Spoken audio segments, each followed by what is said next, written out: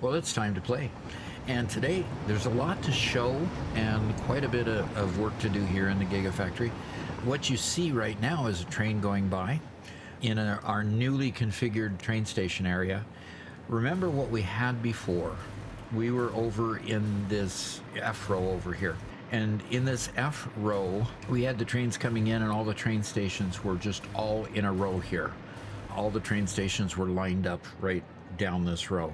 Now, the challenge was we didn't really think about how many trains there would have to be going to each station in order to bring the amount of product in.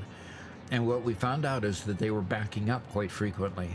So we decided to clear up the backup because the backup was being caused by the trains waiting for other trains to unload at the various train stations, depending on what was coming in and what was being unloaded. So the situation became pretty dire after a while when we've got train waiting after train after train after train. So what we decided to do is to bring the trains in here, and then we created the same 12 train stations, but we did them horizontal. Now, each one of these train stations are going to be dedicated to a particular product, just like we had planned before. So we got 6 main products.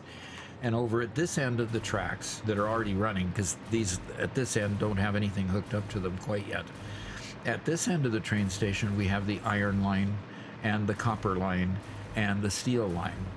So the first 3 are set up. So we have them coming in here, and we have them splitting into 2 different train stations that are able to then unload each commodity. So this one here, depending on how far I'm in, might be the copper line.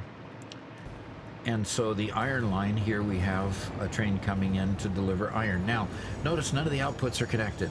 And one thing that went away was the fact that we had the iron and copper and steel all dumping into sinks at the time. So what we want to do in this video is go ahead and get some outputs coming out of here and having them go down to the below the floor and start populating our logistics floor with the various products. Now, since these can't unload, it's just going to pass on through and then head on its way.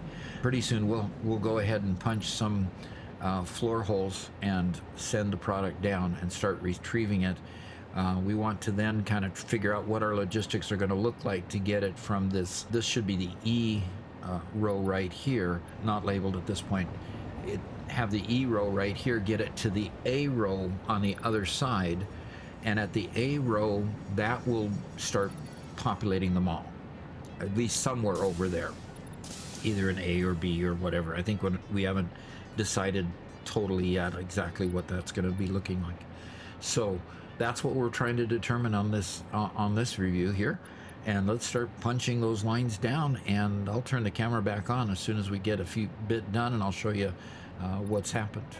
All right, so now what I've done is I've hooked up the output ports to lifts that are going down in the basement to the logistics floor. And as soon as Robert is able to get a couple blueprinting things done, we'll be able to start hooking up these down ports there. We want to use the iron here just to kind of model things going forward. So we're going to try to go from here all the way to the mall with just the iron.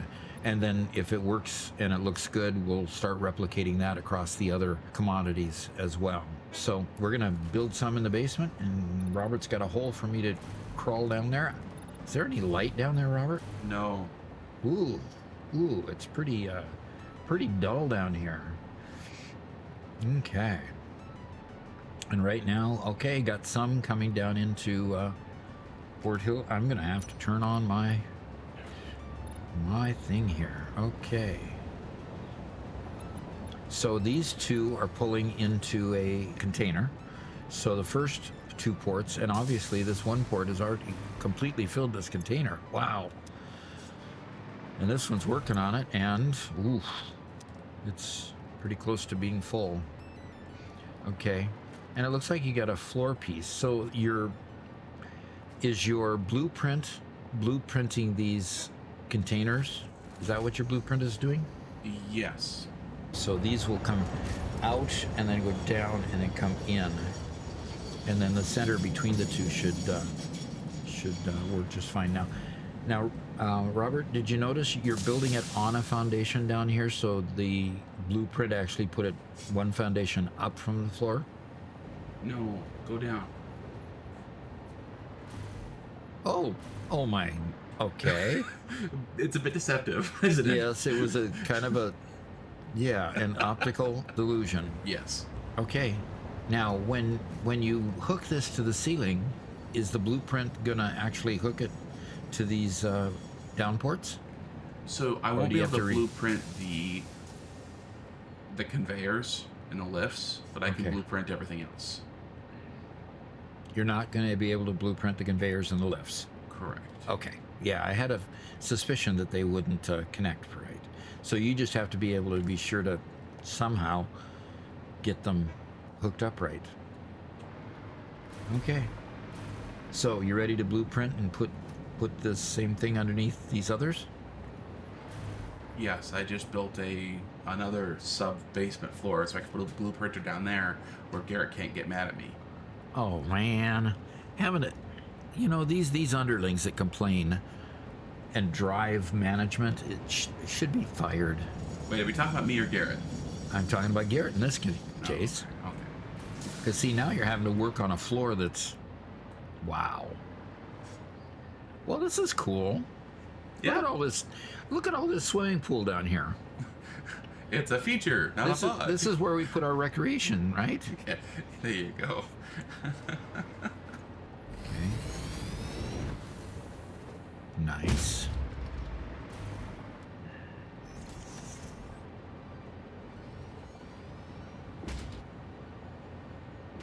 Garrett, are you stealing all the concrete again? I'm using a very lot of concrete. I am building floors. Ah. See, there we go. So what I did is I only dock in the blueprint, I only modeled one storage container and a spacer.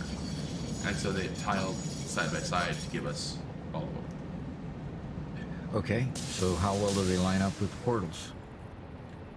Okay, nice. Perfectly. Nice. Okay. And have you saved the blueprint so that we can use it again? Yes, sir. That's nice. Okay. Our logistics floor is taking shape. All right, now what we have is Robert blueprinted this little section down here so that we could bring the product down from here, and you see the lifts coming down on the two portals that I put up above and into a storage container for just initial buffer overflow so that the train can unload as fast as possible and then allow the time between trains for each one of the containers to unload underneath and get it over to the mall. So this is the next step, and then we'll figure out how to go to the final phase of taking it over to the mall, which is going to continue on the direction I'm pointed. All right, now so I went ahead and put up the lifts going down and the portals, so they're all attached to the train stations and the freight platforms. Okay, so let's head up to Garrett and see what he's designing and see if I approve. Well, I am really, really excited to show off what Garrett has put together for the prototype, probably pretty close to the final prototype of the mall and the way that we're going to put it. One thing you'll notice is that we did do a conveyor here in the middle, so you could just hop off the conveyor when you want to see what you're going by. We used a relatively slow conveyors here so that we could more easily jump off when we see what we need. You'll notice the signs underneath each, and we can access a different product on below.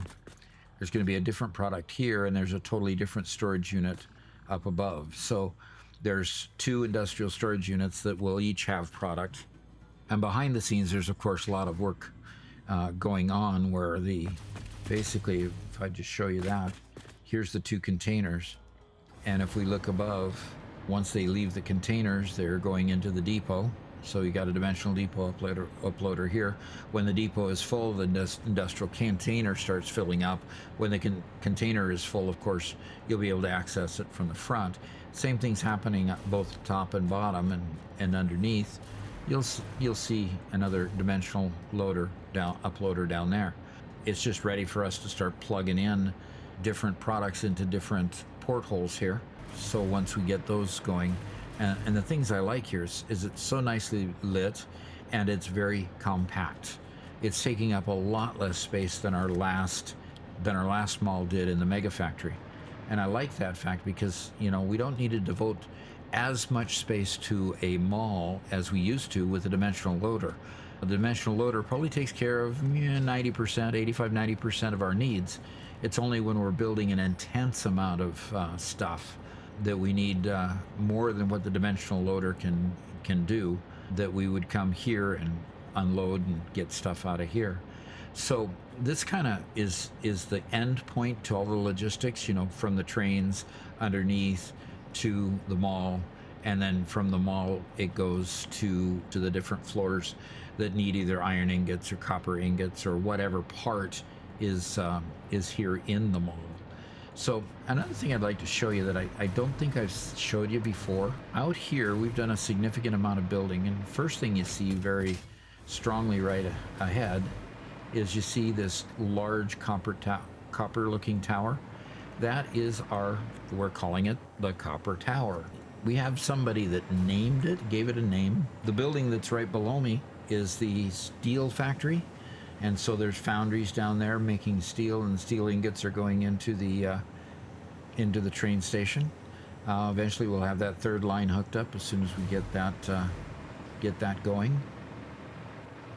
And I don't think we've gotten a name for the steel factory. Oh, yes, we do. I think over here we've got a name for the steel factory. Yes. The Steel of Approval is the name that one of our members or subscribers, whether it was YouTube or Twitch, you know, paid his coupons to name it, and so he named it Steel of Approval.